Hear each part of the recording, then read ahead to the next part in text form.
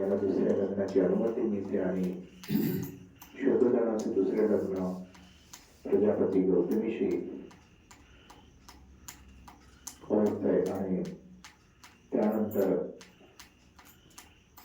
शाक्य कुळातील परंपरेप्रमाणे आषाढ पौर्णिमेला आषाढ महिन्यामध्ये 7 दिवसाचा उत्सव साजरा करण्यात येतो.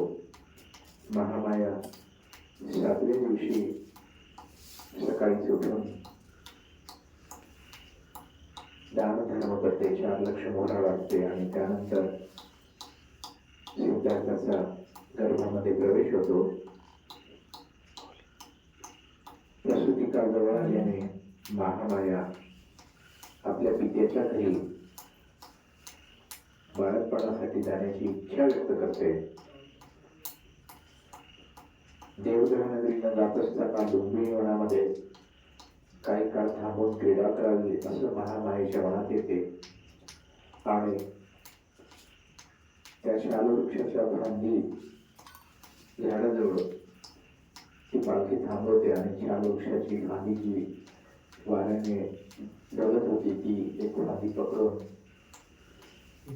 ती क्रीडा करत असताना झटक्याने फांदीवर जाते आणि सिद्धार्थाचा जन्म होतो. सिद्धार्थाचा जन्म झाल्यानंतर संपूर्ण राजपरिवार व संपूर्ण कपिलवस्तू नगरीमध्ये जल्लोष होतो. हा जल्लोष सुरू असताना हिमालयातील असे कोणी आपल्या दिव्य दृष्टीनं बघतात की अशा एका अद्भुत बालकाचा जन्म झालेला आहे की ज्याच्या अंगावरती 32 लक्षणं आणि 80 शुभचिन्ह आहेत. तो आपला पुतण्या नरदत्त याला घेऊन कपिलवस्तू नगरीमध्ये येतो व दारापाशी उभा राहतो. द्वारपालाला निरोप देतो की राजाला जाऊन सांग की दारामध्ये एक तपस्वी उभे आहेत. राजा उच्चासन मांडून सेवकाला सांगतो की आदराने तपस्वींना घेऊन या. तपस्वी राजमहालात येतो आणि बालसिद्धार्थाला भेटण्याची इच्छा व्यक्त करतो. बालसिद्धार्थ आल्यानंतर ऋषी त्या बालसिद्धार्थाच्या भोवती प्रदक्षिणा घालतात, त्याचं दर्शन घेतात, ओरडतात. त्या रडण्याचं कारण सुद्धा जर विचारतो की काय तुमच्या रडण्याचं कारण आहे म्हणून, तेव्हा ते म्हणतात की हा जगाचा उद्धार करता, लोकांना दुःखमुक्तीचा मार्ग दाखवणारा असा हा खूप महान असा ज्ञानी पुरुष होईल, मुक्त पुरुष होईल, बुद्ध पुरुष होईल. मी रडतो यासाठी की जेव्हा हा बुद्ध होईल तेव्हा मी या जगात असणार नाही, कारण मी सध्या म्हातारा झालेलो आहे, माझं वय 80च्या वर आहे आणि जेव्हा हा बुद्ध होईल त्यावेळेस मी या जगात असणार नाही आणि म्हणून मी रडतो आहे राजा. मग शुद्धोधन असित मुनींचा व्यवस्थित आदरातिथ्य करून त्यांना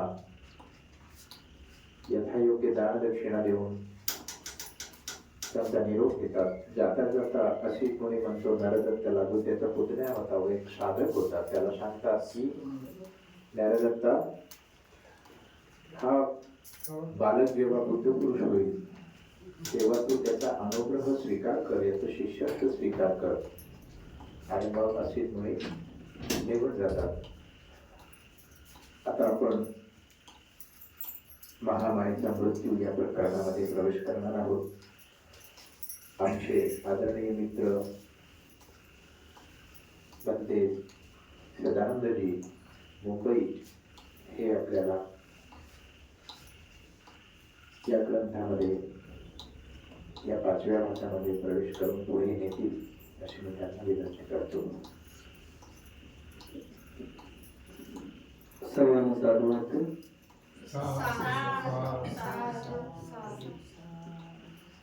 बुद्धं नमामि, धम्मं नमामि, संघं नमामि. 5व्या दिवशी नामकरण विधी करण्यात आला. मुलाचे नाव सिद्धार्थ असे ठेवण्यात आले. त्याचे गोत्र नाव गौतम होते, म्हणून त्याला सिद्धार्थ गौतम या नावाने लोक संबोधले जाते. आजही आपण पाहतो की ज्या घरामध्ये, ज्या परिवारामध्ये जन्म झाला, बालकाचा असो अथवा बालकेचा असो, 5व्या दिवशी, 10व्या दिवशी किंवा 12व्या दिवशी त्यांच्या योग्य समजतेनुसार त्या बालकाला कोणत्या तरी नावाने हाक मारण्यासाठी, समाजामध्ये त्याचा परिचय होण्यासाठी एक नाव द्यावं लागतं. आणि तर जर नाव नसेल तर मग कोणत्याही नावाने लोक हाक मारू शकतात. ही तेव्हापासूनची जी चालत आलेली परंपरा आहे, आजही आहे. आपल्या घरामध्ये अनेक वस्तू आहेत. ती वस्तू घेण्यासाठी, ती वस्तू देण्यासाठी त्यांचं आपण नामकरण केलं आहे. कारण ते व्यवहार जगतामध्ये जर आपण कोणत्याही वस्तूचं, व्यक्तीचं जर नाव नाही ठेवलं तर ते इतरांना सांगण्यास आणि ते इतरांना समजण्यास अवघड जाऊ शकतं. आणि म्हणून प्रत्येक गोष्टीचं, प्रत्येक व्यक्तीचं, प्रत्येक वृक्षाचं, प्रत्येक वेलीचं, एवढंच नव्हे त्या डोंगराचंही आपण नाव देत असतो. कारण ते एक पात्र असतं आणि ते सगळ्यांना परिचित व्हावं, सगळ्यांशी ते ओळखीचं व्हावं आणि आपल्याला ते अवगत व्हावं. म्हणून प्रत्येक या विश्व, या पृथ्वीवर जे काही आहे त्या सगळ्यांची नावं आहेत. आणि म्हणून लहान असो, श्रीमंत असो, गरीब असो, कुणी असो, ज्या ज्या घरामध्ये बालकाचा जन्म झाला त्याचं कधी ना कधी नाव ठेवण्यात आलं आहे. आजही पाहतो आपण, जर या वर्षी नाव नाही झालं तर पुढच्या वर्षी आपण ते नामकरण सोहळा आणि प्रथम वाढदिवस बऱ्याच भागामध्ये आपण साजरा करताना पाहत आहोत. आणि म्हणून लाडाने आपण अनेक नावं घेतो. तुमच्या इकडे अनेक प्रकारची नावं असतील, कारण प्रत्येका जिल्ह्यामध्ये, तालुक्यामध्ये अंतरावर अनेक प्रकारची लाडाची नावे असतात. पण ती शाळेमध्ये कागदपत्रावर प्रतिभावंत नाव असावे, त्या नावामध्ये काहीतरी अर्थ असावा, त्या नावामध्ये त्या व्यक्तीचं सद्गुण असावेत, अशा प्रकारचे नाव आपण ठेवत असतो, त्या काळी ठेवत गेले. आणि म्हणून तेव्हाच्या परिस्थितीमध्ये 5व्या दिवशी जेव्हा सिद्धार्थचा जन्म झाला त्या दिवसापासून 5व्या दिवशी त्या युवराजचे नाव सिद्धार्थ असे ठेवण्यात आले. काय ठेवण्यात आले? सिद्धार्थ. आणि त्या काळामध्ये परंपरा होती, आजही अनेक ठिकाणी ती आहे, गोत्र म्हणतात त्याला. ते गोत्र जर पाहिलं तर त्यांचं गौतम होतं. आणि म्हणून हे दोन्ही नाव एकत्र करून त्यांना सिद्धार्थ गौतम असे लोक संबोधू लागले. आजही आपण सिद्धार्थ गौतम बुद्ध म्हणतो, भगवान बुद्ध म्हणतो, तथागत बुद्ध म्हणतो, सम्यक सम बुद्ध म्हणतो. म्हणजे त्यांच्या सद्गुणावरून, त्यांच्या ज्ञानावरून आपण ती नावं त्यांना बहाल केली आहे. पण त्या काळी सिद्धार्थ गौतम हे त्या युवराजचं नाव ठेवण्यात आलं होतं. कितव्या दिवशी? 5व्या दिवशी. काय नाव ठेवण्यात आलं होतं? सिद्धार्थ. आणि गोत्र नाम पकडून सिद्धार्थ गौतम. तर मुलाच्या जन्माचा आनंदोत्सव आणि नामकरण विधी समारंभ चालू असताना महामाया एकाएकी आजारी पडल्या आणि त्यांचे दुखणे वाढू लागले. आणि त्यांना असं जाणू लागलं की आपला अंतकाळ जवळ आला आहे. आणि तिने ओळखले आणि राजा शोधनाला आणि आपली बहीण प्रजापतीला आपल्या रुग्णशय्येजवळ बोलावले आणि ती म्हणाली, माझ्या मुलाबद्दल असे तुम्ही जे भविष्य वर्तवलं आहे ते खरंच होईल, त्याचा मला विश्वास वाटत आहे. मला दुःख एवढंच वाटतं की ते खरं ठरलेलं पाहण्यासाठी मी जिवंत राहणार नाही. कोणत्याही व्यक्तीला आपल्या वेदना कळतात. थोड्याफार असल्या तर ते फार लवकर बऱ्या होतात, पण मृत्यूच्या वेदना बऱ्या होऊ शकत नाही, कारण मृत्यू त्यांना घेण्यासाठी झालेला असतो. आणि मग एकीकडे या नामकरणाचा उत्सव चालू असताना, कारण आपण पाहतो की बऱ्याच वर्षानंतर त्यांना मुलं प्राप्त झाली, संतान प्राप्त झाली, आणि नैसर्गिकरित्या होऊ शकतं की त्यांना एकाएकी जो आजार झाला असावा, आणि त्या आजाराला आपण प्रत्येकाला कळतं. कुणाला वयाच्या 30व्या 60व्या जेव्हा जेव्हा ज्याला वेदना कळतात, ज्याला वेदनेचा अभ्यास आहे, किंवा ज्याला जीवनाचा खूप अभ्यास आहे, ज्याच्या जीवनामध्ये फार दुःखाचा डोंगर आला आहे, त्या व्यक्तीला कळू लागतं की आपलं जीवन कधी संपणार आहे. आणि ती महामायेला हे कळू लागलं की आपला अंत आता जवळ आला आहे. आणि मग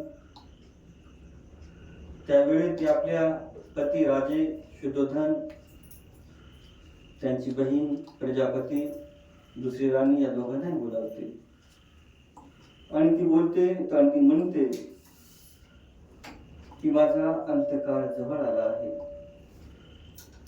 आणि माझ्या मुलाबद्दल जे अशीच म्हणून भविष्य सांगितलं आहे ते खरं ठरणार आहे हे मला देखील माहित आहे.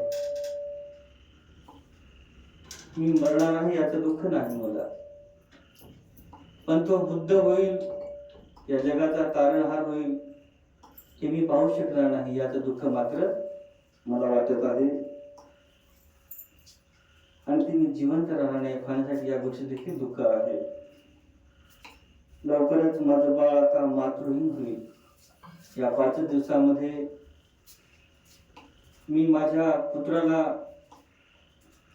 जे पुत्र प्रेम दिलं आहे, जे दूध पाजलं आहे, जे मी लाड केले आहे, त्या लाडाला हे मुलगा आता दुरावणार आहे. मी एक माता आहे आणि मातेचं प्रेम या बाळाला मिळणार नाही. तो या गोष्टीपासून दूर होईल. परंतु मी गेल्यानंतर, माझं निधन झाल्यानंतर मात्र माझ्या मुलाचे काळजीपूर्वक लालन पालन होईल किंवा नाही, आणि भविष्यामध्ये अनुलक्षून त्याची योग्य प्रकारची जोपासना केली जाईल की नाही याबद्दल मला मूळ चिंता वाटत नाही. कारण तिच्याच सोबत असलेली तिची बहीण प्रजापती होती. फार लाड करणारे तिचे पती शुद्धोधन होते, आणि त्यामुळे त्यांना माहित होतं की मी जरी नाही आता, परंतु या मुलाची काळजी माझी जी बहीण आहे प्रजापती आणि राजे शुद्धोधन आहेत ते निश्चित घेतील. प्रजापती, माझे बाळ मी तुझ्या स्वाधीन करते आहे, याच्या आईपेक्षाही तू त्याचा चांगला सांभाळ करशील याबद्दल मला मूळ शंका वाटत नाही. का? कारण तिची बहीण होती आणि ते लहानपणापासून एकत्र राहत होते. कुणालाही जर लहानपणापासून आपण एकमेकांसोबत राहिलो तर आपल्या चांगल्या वाईट गोष्टी माहीत होतात, पण त्याचा जीव आपल्यावर किती आहे, त्याचा स्वभाव कशा प्रकारे आहे हे चांगल्या जण नसतो. आणि प्रत्येक बहिणीला आपली बहीण कशी आहे, प्रत्येक भावाला आपला भाऊ कसा आहे, तो चांगला आहे की नाही, वाईट आहे की, तो कशा प्रकारे त्याच्यामध्ये चांगले सद्गुण आहेत, आणि ज्या प्रकारे महामाया होती अगदी तसेच गुण त्या प्रजापतीमध्ये देखील होते. आणि ज्या व्यक्तीला ही खात्री असते की माझ्यानंतर देखील माझ्या मुलाची काळजी माझी बहीण घेत असेल, आणि तिला माहीत होतं की निश्चितपणे घेतील, आणि मग प्रजापतीला ती महामाया म्हणते की आता हे माझं बाळ मी तुझ्या स्वाधीन करत आहे, याची काळजी तू नक्की घेशील, यामध्ये मला तीळ मात्र शंका नाही. आता कष्टी होऊ नका, आणि आता काही कष्ट घेऊ नका, काही दुःख व्यक्त करू नका, काही हळहळ व्यक्त करू नका. मला हे लोक सोडण्याची आज्ञा द्या. आणि या जगामध्ये आपण राहतो त्याला इहलोक म्हणत गेले त्या काळात. आजही इहलोक, परलोक असे अनेक लोक नाव आहेत. ज्या वर्तमान काळात आपण राहतो, ज्या परिवारात, ज्या समाजात, ज्या देशात राहतो त्याला इहलोक म्हणतात. आणि हा इहलोक सोडून जाण्याची मला परवानगी द्या. राजे महाराजे आहेत त्यांची भाषाने मी आदरात तिथे असतेच, कालभंतीने सांगितलं. नाही आपण काय म्हणलो असतो, मरणाच्या वेळी कधी तळमळ काय आहे ते पुढे,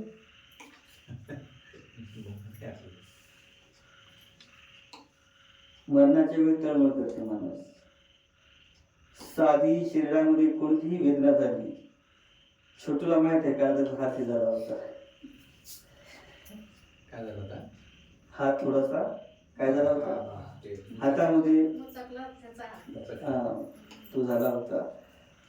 मग त्या आणि साहजिक आहे शरीरामध्ये तुमच्या नखापासून ते केसापर्यंत या सगळ्या शरीराला एकमेकाशी जोडलेले आहेत.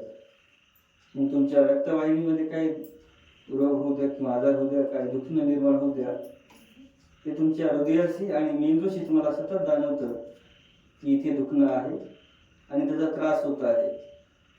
आणि तो त्रास नकोसा पाहिजे, या शरीराचा त्रास नाही पाहिजे आपल्याला. मग तो त्यासाठी अनेक ज्या काही गोष्टी असतात आजच्या काळामध्ये, औषध आहेत, मलम आहेत, इंजेक्शन आहेत, ते सर्व काही तो करतो.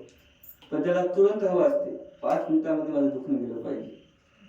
पण 5 मिनिटामध्ये दुखणं येतही नाही आणि 5 मिनिटामध्ये दुखणं जातही नाही. हे जेव्हा सत्य समजतं तेव्हा तो प्रत्येक वेदनेला साक्षी भावाने पाहतो. अरे ठीक आहे, या गोष्टीमुळे माझा हात दुखावला गेला, त्याच्यामुळे वेदना होत आहे, आणि प्रत्यक्ष भावाने पाहत आहे आणि हे सत्य आहे. खोटं आहे का? माझा हात दुखत आहे, माझं डोकं दुखत आहे, माझे पाय दुखत आहे, मला ताप आला आहे, मला सर्दी झाली आहे, जे काही आजार झाला आहे ते झाला आहे, हे सत्य आहे. त्याला साक्षी भावाने पाहणे ही कला आहे. त्या आजमध्ये तुमच्या प्रत्येकामध्ये येईलच.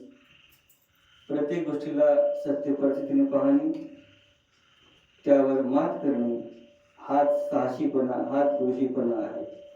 आणि म्हणून ती महामाया त्या वेळेतही न डगमगता मृत्यूशी झुंज देत, तोडून देत ती संवाद साधत आहे आपल्या बहिणीशी, आपल्या पतीशी, राजा शुद्धोधनाशी. आणि बाळाच्या भविष्याची चिंता न करता ती त्यांना प्रोत्साहन देत आहे, त्यांच्या स्वभावाचे वर्णन करत आहे की तुम्ही चांगले आहात, मला चिंता नाही. आणि आता मला हे लोक सोडण्याची आज्ञा द्या. देवाचं बोलावणं आलं आहे.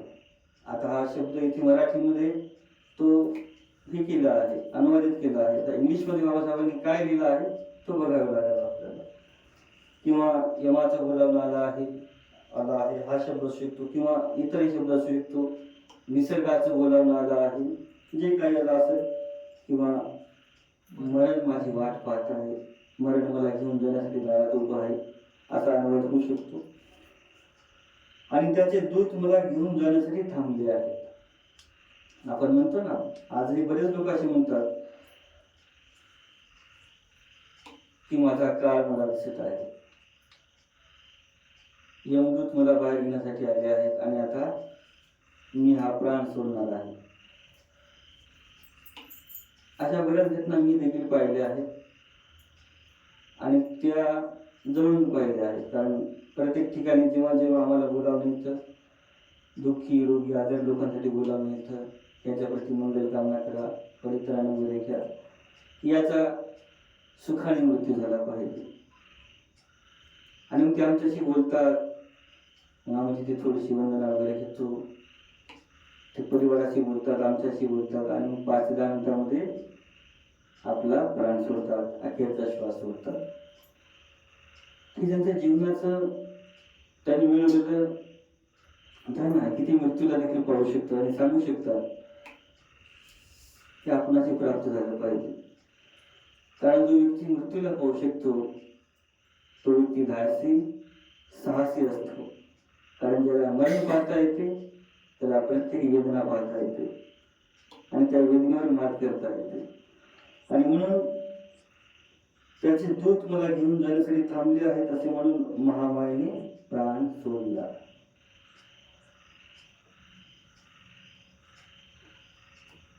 एवढं वाक्य उच्चारून त्यांनी अखेरचा श्वास घेतला, अखेरचा प्राणवायू सोडला आणि ते त्या काळामध्ये गतप्राण झाले, निधन झाले, काल कथित झाले, दिवंगत झाले.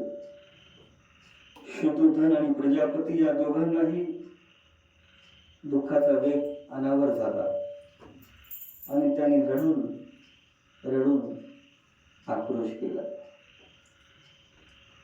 आपल्या जवळची एखादी प्रिय व्यक्ती ती कुणी असेल, पुत्र पुत्री, आई वडील, काका काकू, मामा मामी किंवा आपल्या घरातील जे पाळीव प्राणी आहेत त्याच्याशी आपले खूप संबंध असतात, प्रेमाचे. मांजर असेल, कुत्रा असेल, घोडा असेल, अनेकांचे अनेक प्राणी. त्यांच्यासोबत आपण जेव्हा उठणं बसणं असतं, बोलणं चालणं असतं, चहा पाणी असतं, तो व्यवहार इतका दैनंदिन होत असतो आणि एकाएकी जर आपला असा व्यक्ती आपल्यातून निघून गेला तरी गोष्ट अगोदर कुणाला सत्य पटत नाही, त्या व्यक्ती निघून गेला आणि जर तो गेला तर मग उद्या ही गोष्ट कुणासोबत करायची. आज आम्ही एकमेकांसोबत चहा घेत होतो, चहा करताना अनेक गोष्टी बोलत होतो, मांजरांना दूध देत होतो, त्यांना बिस्किट देत होतो, कुत्र्यांना बिस्किट देत होतो. जर ती व्यक्ती गेली तर ते उद्या कुणाला बिस्किट द्यायचं, त्याची जी सवय लागलेली असते ती तुटून जात. आणि मग इथे तर आपली पत्नी, आपली बहीण बघता क्षणी आनंदाच्या क्षणामध्ये निघून जाते. एक आनंद असा आहे की अनेक वर्षानंतर या घरामध्ये या राजवैभवाला राजकुमारी मिळाला, युवराज मिळाला, त्याचा आनंदही साजरा करू शकत नाही. 4-5 दिवसच होतात आणि या 4-5 दिवसामध्येच आपली बहीण, आपली पत्नी आपल्या समोर गतप्राण होते आणि मग ती रडून रडून आक्रोश करतात. सिद्धार्थाच्या मातेचे जेव्हा गतप्राण झाले, देहावसान झाले, तेव्हा तो अवघ्या 7 दिवसाचा होता.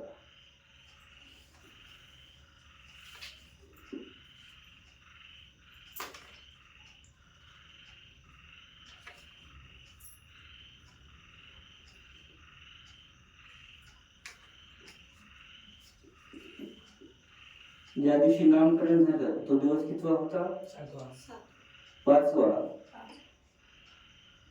त्यानंतर ती आजारी पडल्यानंतर 2 दिवस गेले त्याच्यावर. आणि मग ज्या दिवशी ती माता मृत्यू पावली तो दिवस सिद्धार्थाच्या जन्मानंतरचा 7वा दिवस होता.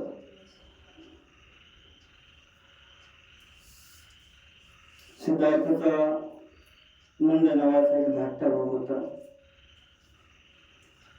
शुद्धोधनाचा महाप्रजापतीपासून झालेला तो पुत्र होता. आणि मग जसं कालच्या आपण प्रकरणामध्ये वाचलं की शुद्धोधन राजा साहसी होता, धाडसी होता आणि त्यामुळे त्याची ती धाडस पाहून, त्याची शूर आणि पराक्रम पाहून महामायेची जी बहीण होती प्रजापती, तिच्यासोबत दुसरा विवाह झाला आणि त्या दुसऱ्या विवाहामध्ये सिद्धार्थाच्या भारतामध्ये लहान धाकटा म्हणजे लहान, थोरला म्हणजे मोठा.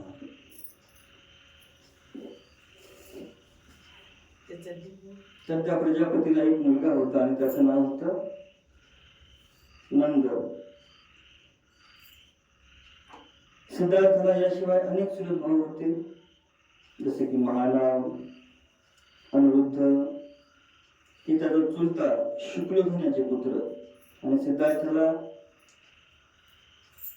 नंद नावाचा भाऊ देखील होता आणि त्याचा जो काका होता शुक्लधन, यांना 2 पुत्र होते. त्यांचं नाव म्हणजे महानाम आणि अनिरुद्ध.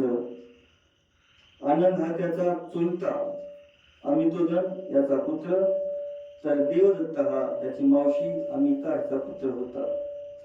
नाही आत आहे. याच्यामध्ये त्याचा उल्लेख केलेला आहे. म्हणून आपल्याला खऱ्या अर्थाने इंग्रजी भाषा म्हणजे काय लागेल की बाबासाहेबांनी जो उल्लेख केलेला आहे या गोष्टीमध्ये, अनेक ठिकाणी आत्या किंवा किती मावशीचा मुलगा दिला किंवा हे दिला, तर ते बरोबर पुढे. आणि महानाम व सिद्धार्थ यापेक्षा वेळाने वडील होता आणि आनंद हा लहान होता. त्यांच्या सोबतीत सिद्धार्थ लहानाचा मोठा झाला.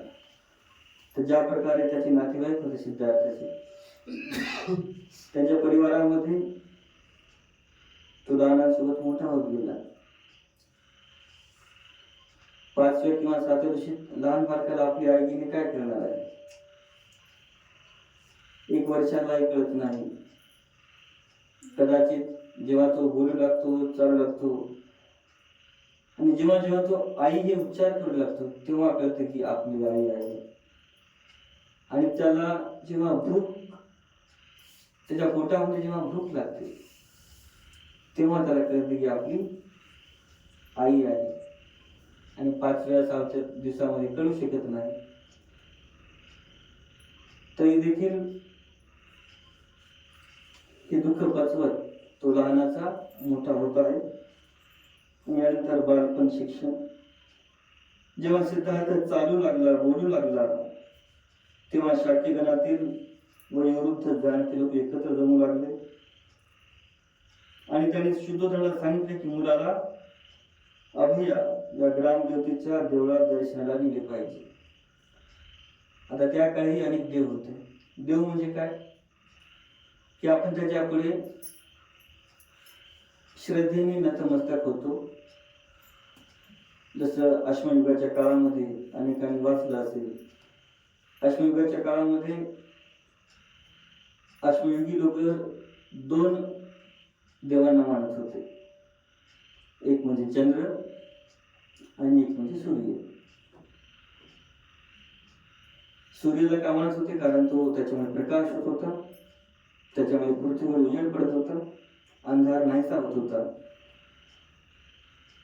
आणि त्यांच्यामुळे त्यांना शिकार करणे, भोजन करणे आणि त्यांचा जो दिनक्रम आहे तो सूर्याच्या प्रकाशामुळे त्यांना करता येत होता.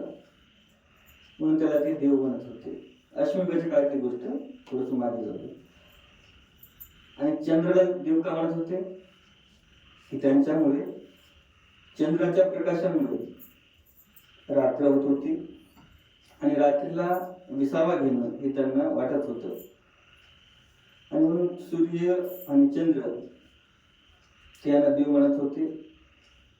त्यानंतर जसे जसे पुढे जात होते मग ते अग्नीलाही देव मानू लागले. अग्नी नंतर ते पाण्यालाही देव मानू लागले. नंतर ते वृक्षांनाही देव मानू लागले. म्हणजे ज्याच्याकडून आपल्याला काहीतरी मिळत आहे फुकटमध्ये, काय मिळत आहे फुकटमध्ये जी सेवा मिळत आहे त्याला देव मानून गेले. आणि मग असे अनेक देव, अशी अनेक संकल्पना पुढे पुढे आलेल्या आहेत. त्याचपैकी त्या ग्रामदेवता होती अभया म्हणून. आणि मग त्यांनी सांगितले की आता आपला मुलगा राजे, आता मुलगा चालत आहे, बोलत आहे, आता आपण आपल्याला देवळात नेलं पाहिजे दर्शनासाठी, त्या देवतेचा आशीर्वाद मिळण्यासाठी. बिनवायचं पोरगा आहे. आता ज्येष्ठ वरिष्ठ लोक जे असतात ते अनुभवी असतात, त्यांना वाटतं की मुलाचं चांगलं झालं पाहिजे, त्याच्यावर कोणतं जर संकट आलं ते दूर झालं पाहिजे. मग त्याच्याकरता त्या पद्धतीने असे लोक सल्ले देत असतात. त्यांचा हेतू काही नसतो. त्यांचा हेतू फक्त एवढा असतो की करुणीपोटी, मायेपोटी, अनुकंपेपोटी एकमेकांना असे सल्ले देत असतात. आणि शुद्धोधन कबूल झाला. कोणताही पुत्र आपल्या पित्याप्रती जर काही चांगलं करायचं असेल आणि कोणी सांगत असेल तो त्याच्याशी तो भांडण करेल का? नाही. जर तुम्ही माझ्या पुत्राची एवढी काळजी घेत आहात तर निश्चित मी आपलं जे म्हणणं आहे ते ऐकेल आणि त्याला देवळात घेऊन जाईल. आणि त्याने मुलाला कपडे घालण्यास महाप्रजापतीला सांगले. आणि महाप्रजापतीला सांगितलं की आपण अशा प्रकारे आज या अभया देवताच्या मंदिरामध्ये जाणार आहोत आणि या राजकुमाराला एकदम चांगले कपडे घाला की ज्याने हा राजकुमार आनंदाने माझ्यासोबत यायला तयार होईल. सीताला कपडे करीत असताना बाळ सिद्धार्थाने गोड आवाजात आपल्याला कुठे नेले जात आहे ते आपल्या मावशीला विचारले. आता जर मुलगा बोलता झाला तर इतके प्रश्न विचारतो की विचारता सोय नाही. हे काय, ते काय, हे कशाला, ते कशाला, अनेक प्रश्न विचारतो. जर कपडे जर घालण्यास सांगितले तर कशाला घालायची, पाणी कशाला विचारतो, कारण त्याच्यात उत्सुकता असते हे आपण काय करायचं आणि काय केलं पाहिजे. आणि ते साहजिक आहे. जेव्हा जेव्हा तो अनुभवाने मोठा होतो मग त्याला कळतं की गरज आहे आणि ते केलं पाहिजे. जरी सिद्धार्थ लहान असले तरी फार उत्साही होते, हुशार होते, बुद्धिमान होते आणि प्रत्येक गोष्टीत आपल्या मात्याचे संपर्क करायचे, बोलायचे. नाही तर आपण बघतो की कपडे घालण्यासाठी आपल्याला आपल्या लहान मुलांना मारावं लागतं, त्यांच्या मागे कपडे घेऊन पळावं जात लागतं. अरे कपडे घाल, आंघोळ कर, हे कर, भजन कर, जेवण कर, अभ्यास कर. तर सिद्धार्थ राजकुमार म्हणतात आपल्या आईला, मावशीला, आणि गोड आवाज. आता लहान मुलाचा आवाज कसा असतो, फार गोड असतो, फार केंद्र जशी कोकिळा असते, कोकिळेचा आवाज फार मधुर असतो. असे अनेक पक्षी आहेत की त्यांचे आवाज मधुर आहेत. तशातीलच आवाज सिद्धार्थाचा होता. आणि ते विचारतात, आई हे कपडे घातले जाते पण मला कुठे घेऊन जाणार आहात आपण. आणि जेव्हा त्याला समजले की आपल्याला देवळात नेले जात आहे आणि साहजिकच उत्तर द्यावंच लागेल ना, मग आई म्हणते, प्रजापती राजकुमार आपणास या या ठिकाणी नेले जात आहे. आणि तो हसला. कारण आता नवीन ठिकाणी जातो ना आपण, आता दररोजचं वेगळं आहे. सकाळी उठणं, दूध पिणं, जेवण करणं, फिरणं, हे करणं, ते करणं. आणि हे नवीनच काय आता देवळात झाले. आणि कुणाला असं वाटलं की तो मिश्किलपणे आपल्या गालामध्ये कुणी नसतात, तसे राजकुमार देखील असले. आणि तथापि शाक्यांच्या रीती निवाजानुसार तो मग देवळात गेला. अशा प्रकारे त्यांचं बालपण चालू होतं. आणि जेव्हा वयाच्या 8व्या वर्षी सिद्धार्थला विद्या अभ्यासास सुरुवात झाली. आपण जर काही काळ मागे गेलो, शाळेमध्ये कधी प्रवेश होता मुला मुलीचा 5व्या किंवा 6व्या. त्याच्या अगोदर जर गेलो तर वय वगैरे काही नव्हतं. ते काय म्हणायचे, तुझा कान असा पकडून दाखव तर शाळेमध्ये इंग्रज होता, बरोबर ना. मग त्यांना ते वय 7, कोणाकोणाचं वय 7 निघून जायचं, कारण कोणाचा आधीपर्यंत यायचा तो पूर्ण यायचंच नाही. तेव्हा शाळेमध्ये तसंच होत गेलं. तुमची तिची नव्हती विचारत, तुमची जन्मतारीख विचारत नव्हते. फक्त हात करायचा, इथे गेला तर चला सिलेक्शन. आता पोलीस भरतीमध्ये जर गेला तुम्ही गेले तर तुमचं जर ती उंची त्याच्या लागली तर ठीक, जर खाली आले तर रिजेक्शन. आणि त्याच पद्धतीचं होतं. आणि इथे राजकुमाराच्या सिद्धार्थाला वयाच्या 8व्या वर्षी चालू होतं त्यांचं अवायू. कारण तो 8 वर्ष आपल्या मात्या पित्यांच्या लाडामध्ये, नातेवाईकांच्या लाडामध्ये असतो. महामाईच्या स्वप्नाचा अर्थ सांगण्यासाठी शुद्धोधनाने ज्या 8 ब्राह्मणांना बोलवले होते त्यांनीच सिद्धार्थाचे भविष्य कथन केले होते आणि ते त्यांचे प्रारंभीचे गुरु झाले. आणि मग आपण विचार करतो की आता आपला मुलगा चालू लागला, बोलू लागला, आता त्याला शिक्षण दिलं पाहिजे. कुणाला वाटतं आपल्या मुलांना शिक्षण दिलं पाहिजे. आणि शिक्षण का दिलं पाहिजे हे महत्वाचं आहे. आजचा जर हेतू असेल तर नोकरी धंदा मिळवण्यासाठी शिक्षण, पण नाही. शिक्षण हे संस्कारासाठी असतं. शिक्षणाने माणूस बुद्धिमान होतो. त्याला सत्य असत्य, खरं खोटं, पाप पुण्य हे कळण्यासाठी सोपं जातं. आणि म्हणून त्याला शिक्षण दिलं जातं. आणि असंच शिक्षण असलं पाहिजे. जर कोणतेही शिक्षण हे तुम्हाला पाप करण्यासाठी दिलं जात असेल अकुशल कर्म करण्यासाठी दिलं असेल तर ते शिक्षण नाही, दुसरं काहीतरी असेल. पण जिथे सत्य, असत्य काय, पाप पुण्य काय, अकुशल कुशल काय, याचा भेद केला जातो, याचा फरक सांगितला जातो. असं शिक्षण आजच्या काळामध्ये असं शिक्षण होतं. प्रत्येक मास्तर एका विद्यार्थ्याला मागे छेडी घेऊन जात होता. म्हणून तर ती आहे ना कहाणी, ती एक म्हण आहे, छेडी लागे छमछम विद्येही घम. जेव्हा विद्यार्थ्यांना छेडी लागायची तेव्हा विद्यार्थी छमछम चांगले मार्क घेऊन यायचे. आता काही वर्षापूर्वी छेडी बंद केली आहे, तर विद्यार्थी 7वीला गेले तरी 8वीला गेले तरी अला आ म्हणता येत नाही, त्याला का म्हणता येत नाही, एकच्या नंतर 2 ते पण म्हणता येत, अशी वस्तुस्थिती आहे. म्हणून फार सजगपणे आपण राहणे गरजेचं आहे. आपणही आपल्या मुलांना चांगले संस्कार देणे गरजेचं आहे. शाळा दूर असते, पण त्यांचे पहिले जर गुरु असतात माता पिता, त्या बालकांचे जर खरे गुरु असतात, त्याची पहिली गुरु म्हणजे आई. कारण जास्तीत जास्त जर वेळ कुणाकडे असेल त्या बाळासोबत, तर ती आई देते. त्यानंतर मग त्याचे वडील देतात. त्याला काय बोलायचं, कशाला काय बोलायचं, ही देखील माता सांगत असते.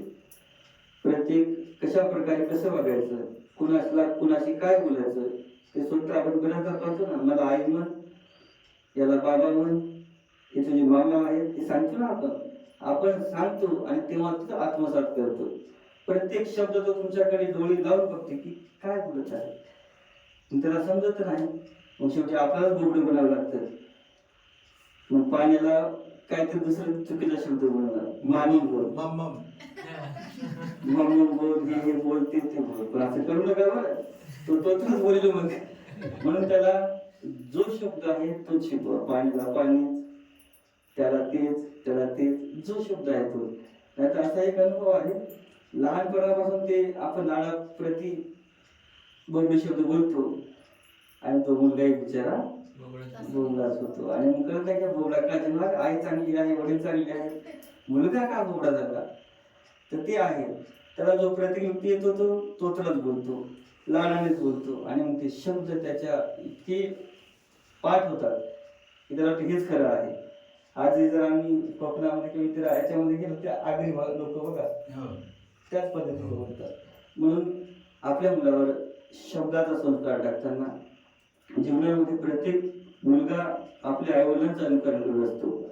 ते कसे वागतात, कसे जेवतात, कसे बोलतात, कसे राग करतात, कसे भांडतात, हे देखील आत्मसात करतो. मग तो मित्रांशी तशा प्रकारचं भांडण करतो, वाद करतो. आणि मग सरांची नोटीस की तुमचा विद्यार्थी अभ्यास नाही करता, मारामारी करतो. म्हणून आपल्या मुलासमोर कधी भांडू नका, कधी शिव्याशाप देऊ नका, कधी चिडू नका, कधी रागाने बोलू नका. नेहमी चांगल्या पद्धतीने बोला आणि चांगले शब्द देखील तुम्ही बोला, तेव्हा तो चांगला बोलेल, अन्यथा मग तो त्याला बोलू शकेल. म्हणून सिद्धार्थला जर शिक्षण द्यायचं आहे तर मग कसं देता येईल. आज आपण पाहतो आपल्या मुलाला चांगल्या शाळेमध्ये टाका, ज्या शाळेचा नाव आहे. आता तर 3ऱ्या वयापासून सुरू शिक्षण आहे. KG नाही, त्याच्यामध्ये काय LKG नंतर KG नंतर अशा प्रकारे प्रत्येक मात्या पित्याला वाटतं माझा मुलगा, माझी मुलगी माझ्याही पेक्षा 7 पटीने हुशार निघावी, आमच्या खानदानाचं नाव रोशन करावं, कुळाचं नाव रोशन करावं, गावाचं नाव रोशन करावं, सगळ्या समाजाचं नाव रोशन करावं. का? कारण त्याला ते जमत नाही. जे माता पिता होत असतात त्यांची काही स्वप्न असतात, ती स्वप्न ते पूर्ण करू शकत नाही.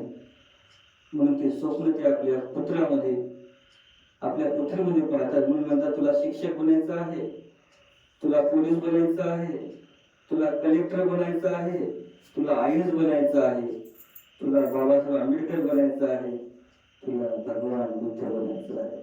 हे आपण सांगतो मुलाला, सांगतो ना. तशाच प्रकारची वृत्ती, तशाच प्रकारचा संकल्प राज्या शोधनाच्या मनामध्ये देखील होता. त्याने विचार केला आपला मुलगा आपल्यापेक्षा पराक्रमी झाला पाहिजे. आपण तर फक्त राजा आहोत, तो महाराजा झाला पाहिजे, चक्रवर्ती सम्राट झाला पाहिजे. मग कशा प्रकारचं शिक्षण दिलं पाहिजे? मग त्याला आठवलं, अरे जे स्वप्न विद्येत पारंगत होते ते 8 ब्राह्मण, त्याची नाव आहे राम लखन वगैरे. हा हा आराम लखन.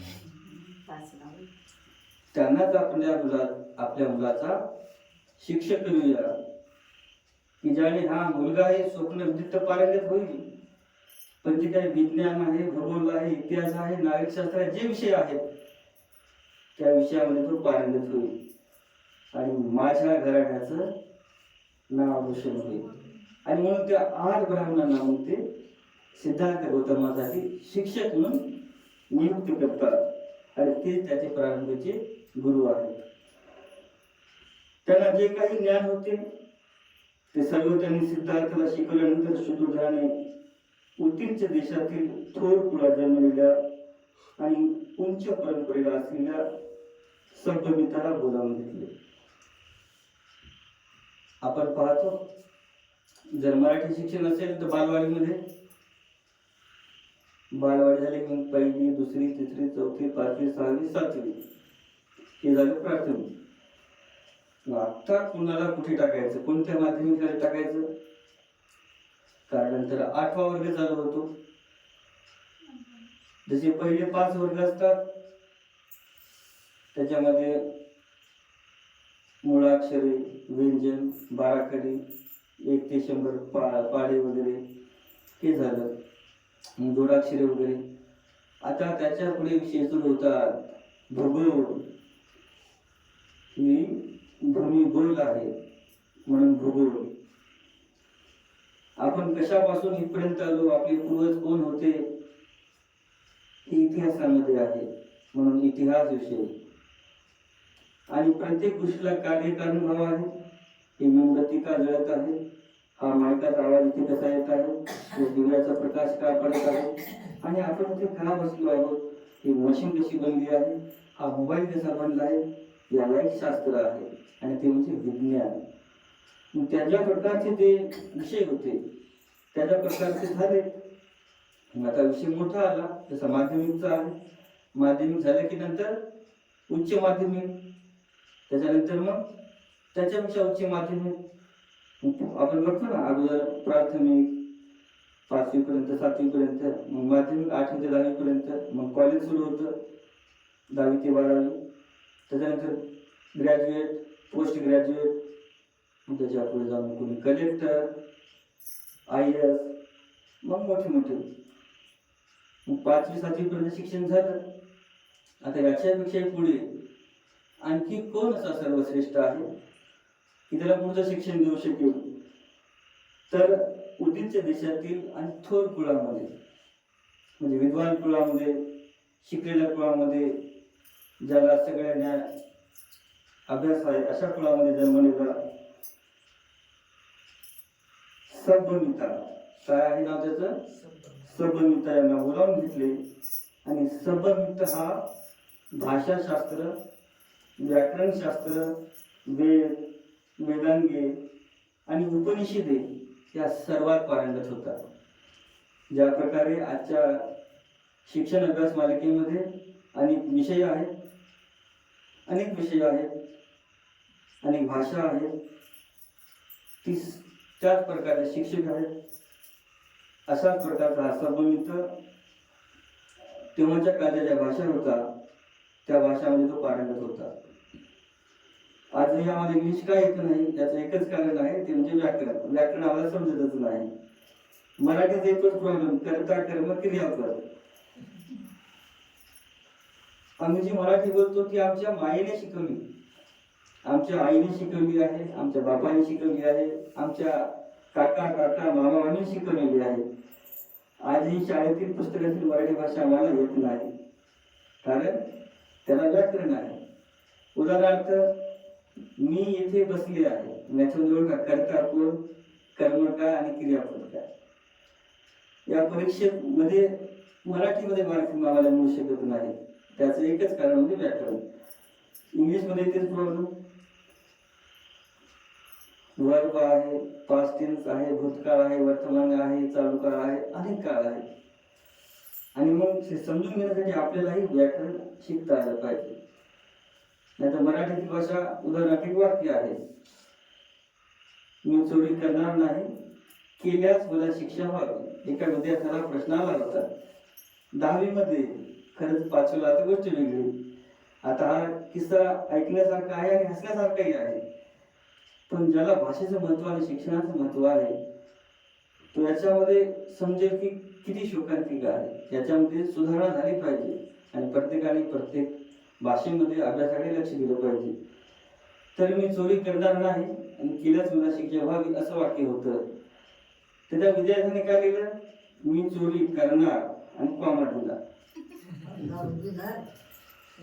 मी चोरी करणार कॉमा दिला, नाही केल्यास मला शिक्षा व्हावी.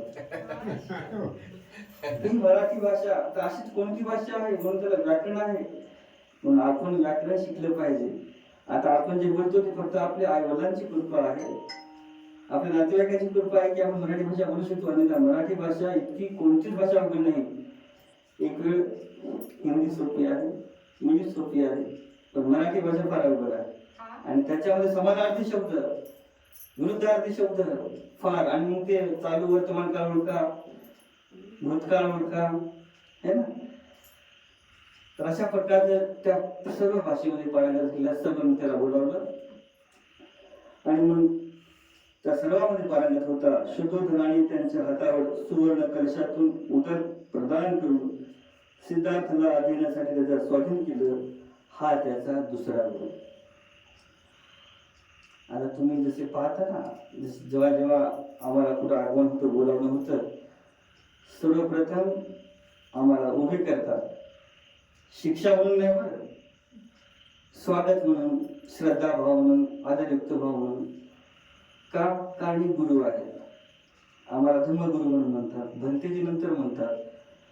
धम्म सांगणारे गुरु म्हणून सगळ्यांना धम्मगुरु म्हणतात. आणि मग त्यांच्या मनामध्ये एक श्रद्धाभाव असतो. मग जेव्हा आम्ही कधी दारात जातो, भंतेजी थांबा थांबा थांबा, आम्ही तो काय काय काय काय तुमचे पाय धुवायचे आहे. काय धुवायचे आहे? कशाला?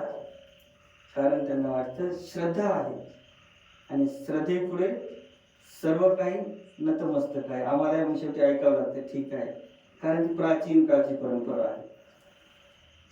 तुमच्या गावामध्ये जर कोणी पाहुणा आला असेल तर आपण त्याला काय करतो? अगोदर पाणी देतो हातपाय धुवायला. तुमच्याकडे देत नाहीत वाटते, आमच्याकडे देतात. अगोदर आला पाणी देतात, पाणी देतात. त्याला कारण आहे का? कारण त्या काळच्यामध्ये उन्हातानातून लोक यायचे, चपला वगैरे असायच्या नसायच्या, पायावर माती, पायाला उष्णता लागली आहे, आणि म्हणून त्यांचं पहिलं स्वागत पाय धुण्यासाठी पाणी देणे. त्याच्यानंतर मग घरामध्ये लिंबू असेल, साखर असेल तर साखर पाणी देणे किंवा काळा चहा देणे हे होतं. तसंच भिक्षू संघाचं स्वागत जेव्हा होतं, एक सुंदर असं पाणी असतं, पाण्याने आमचे पाय धुतले जातात, मग पुसले जातात, मग फुले टाकून बुद्धं शरणं गच्छामीच्या घोषामध्ये यात्रा निघते आमची. हे का करतात? ही आमच्यातील विद्वत्ता नाही, हे तुमच्यातील सद्गुण आहे, तुमच्यामध्ये श्रद्धाभाव आहे. राजा शुद्धोधनी धार्मिक होता, श्रद्धा पुरेपूर भरून होती. आणि मग एखादा शिक्षक असला तर त्याच्या प्रती किती आदरातिथ्य केलं पाहिजे. सोन्याच्या कलशातून त्यांना पाणी दिलं, कारण तेव्हा सोन्याच्या चिडिया होता. भारत देश काय होता? जम्बूद्वीप म्हणजे सोनंच सोनं, कुठे येतात. म्हणून जी पालखी देखील होती सोन्याची होती, ती ताटं जे होती ती देखील सोन्याची, चमचे वाट्या जे काही होतं ते सोन्याचं होतं. तर त्या सोन्याच्या कलशातून त्यांना पाणी दिलं आणि सांगितलं, आजपासून सिद्धार्थ राजकुमार तुमचे शिष्य आहेत, यांना चांगल्या प्रकारे शिकवा आणि तुम्ही त्याच्यापासून गुरु आहात. आणि त्यांचा दुसरा गुरु कोण? मग सभ्यमित्र. पहिले गुरु 8 आणि त्याचे दुसरे गुरु सभ्यमित्र. त्याच्या हाताखाली सिद्धार्थ गौतमांनी तत्कालीन सर्व दर्शन शास्त्रे आत्मसात केली. मग जे जे काही आहे, मग बेचे पाडे असतील, बाराखडी असेल, इंग्रजी असेल, विज्ञान असेल, शास्त्र असेल, प्रयोग असतील ते सगळे काही शिकले आणि ते करून देखील दाखवले. याशिवाय त्यांनी आला कालांचा शिष्य भारद्वाज यांच्याकडून ध्यान धाडण्याची विद्या संपादली. भारद्वाजाचा आश्रम कपिल वस्तू येथे होता. वयाच्या 8व्या वर्षी, कितव्या वर्षी? वयाच्या 8व्या वर्षी ही विद्या आरंभ सुरू झाला आणि मग ती सगळी शास्त्र आत्मसात केली. पण कधी कधी तुम्हाला बघता की भगवान बुद्ध लहानपणी ध्यान साधना करत, त्यांनी ध्यान साधण्याची विद्या देखील आत्मसात केली होती. जे अनार कालम होते त्यांचे शिष्य जे होते भारद्वाज यांच्याकडूनही ध्यान साधण्याची कला त्यांनी प्राप्त केली होती. आणि अशा प्रकारे 5व्या दिवसाचा नामकरण सोहळा, 7व्या दिवशी महामायेचा मृत्यू आणि त्यानंतर त्याचं बालपण आणि शिक्षण अशा प्रकारे होत आहे. या प्रकारे झालं आहे. आपणही आपल्या मुलांना, आपल्या पाल्यांना, ही येणारी आपली पिढी आहे, आपला कुलदीपक आहे, वंश आहे, त्याला हे चांगल्या प्रकारे शिक्षण देऊन एक चांगला व्यक्ती, एक चांगला उपासक घडवणे आपली काळाची गरज आहे. म्हणून हा धडा फक्त वाचण्यापुरता नाही, तर त्यातून शिकण्यासारखा आहे. आपणही स्वतःला राजे समजा, आपल्या घरातील प्रत्येक मुलगा मुलगी राजकुमार राजकुमारी समजा आणि त्या प्रकारचं शिक्षण द्या. कारण संतती कमावण्यापेक्षा संतान घडवा, ही तुमचं दोन्ही कुळाचं नाव रोशन करतं. मुलगी असेल तर दोन्ही कुळाचं नाव रोशन करतं आणि मुलगा असेल जर तो कलेक्टर झाला, पोलीस झाला, त्या गावाचं नाही तर देशाचं नाव रोशन होतं. आज बाबासाहेब पाहतो आपण सगळ्या जगामध्ये नाव रोशन करत आहे. नको त्या ठिकाणी जापानमध्ये बाबासाहेबांचा पुतळा, अमेरिकेमध्ये बाबासाहेबांचा पुतळा आणि लोकगुरु भगवान बुद्धाची बातच वेगळी. माती खाली, पाण्याखाली बुद्ध, डोंगरामध्ये बुद्ध, सगळीकडे बुद्ध हीच बुद्ध. म्हणून तर म्हणतात ना, बुद्ध ही बुद्ध है, बुद्ध ही बुद्ध है, बुद्ध ही बुद्ध है. आणि अशा प्रकारे आज येथे हे प्रकरण हे धडा झाला आहे, आपण समजून घेतलं आहे. आणि उद्या पाहणार आहोत सुरुवातीची लक्षणे. आपण फार शांत चित्ताने हा धडा, हे प्रकरण, त्या काळाचा तो प्रसंग अनुभवला, समजून घेतला. त्या समस्त प्रसंगाने आपण नक्कीच भारावून जा, समजून घ्या की जीवन काय आहे. आणि भगवान बुद्धाच्या प्रतापाने, त्यांच्या धर्माच्या प्रतापाने आणि समस्त आर्य सराव संघाच्या प्रतापाने तुम्हा सर्वांचं मंगल हो, कल्याण हो, दीर्घायुष्य लाभो, निब्बाण परम सुखाचं लाभो. तुमचे सर्व संकल्प सामाजिक, धार्मिक, आर्थिक, शैक्षणिक पौर्णिमेच्या परिपूर्ण चंद्राप्रमाणे पूर्ण हो, मंगल कामना करतो आणि इथेच थांबतो. साधू साधू साधू.